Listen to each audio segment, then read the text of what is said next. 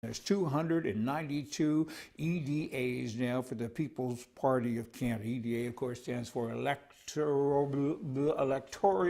That might be it. District Association. They should just call it a riding. It'd be a lot easier for people like me. There's only about 40 some odd ridings left for them to go. And then, of course, they've captured the entire country. And now all they got to do is go out and get people to be in them as candidates and then run in the upcoming federal election in October, I think it is, in 2019. That's good news, bad news, funny news. I mean, you know what?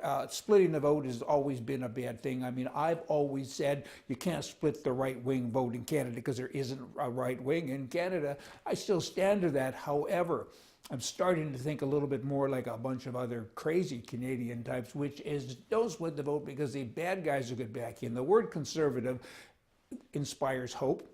In Canada, I'm not so sure that there is any because the party lines are so blurred, and Maxime with his new party kind of brings some new freshness, I guess, to that big picture. But I'm worried. I mean, if we had another term in Canada of the prime mistake in his people, the country would never recover. It's going to take a lot of time now to recover.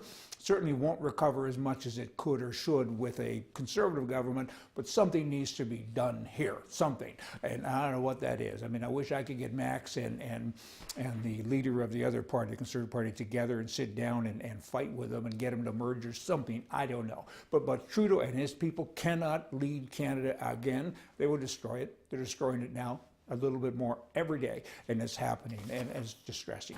Kind of some circle talk there, but just wanted to share that with you. In Canada, in Alberta, there was recently what was called an historic moment when the sitting premier attended and actually had some functions, I guess, at a homosexual marriage.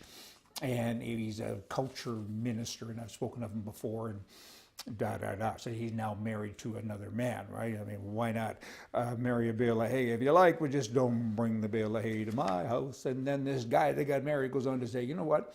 This has been a very good thing. It now shows that we are just like everybody else.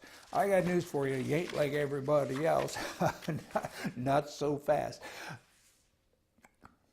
I'm stunned. Moment of silence there. Hang on, I'm thinking.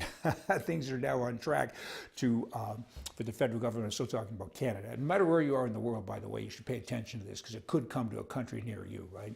I mean, when people are in charge that are clueless and they have an agenda, and the Canadian people, their agenda is homosexuality, gender bathrooms, and not national stuff anymore. They're globalists. They want everything to be out of some other country. I mean, it's quite bizarre. But things are now on track now with regards to the federal government of Canada, their full embrace of the United Nations Declaration of the Rights of Indian People. And the United Nations is involved, and they're the ones that will say what the Indians get or don't get in Canada. It is so crazy that you just almost hope you're making stuff up like that. Trudeau and his gang of goofs in Canada, they're giving away billions and billions of dollars almost weekly to other countries back to the globalization, embrace all of this stuff, and the Indians are in control of Canada because of what these people are saying. People that probably in many cases have never even been to Canada. You know what? It's not a nice thing. It's a bad thing. It's getting worse. Why don't you take that money, those billions of dollars you're giving to other countries, and buy a country? Turks and Caicos, they want to be part of Canada. Buy them. Get it involved, Canada. I mean, America has Hawaii. You got a place to go and get some sunshine. Canada's a cold place in the winter. There's no place that you can lay outside and get a suntan. Why not have a place, an island in the Caribbean that is Canadian? You don't need a passport to get there, and they use Canadian currency and everything else. Cuckoo land, though, that would be Canada's. I don't think any Canadian person or Canadian politician has got the depth to kind of sort anything out that we're talking about, whether it be a sunshine. You get all that. You will come back tomorrow. Maybe it'll work better. Hey, see ya.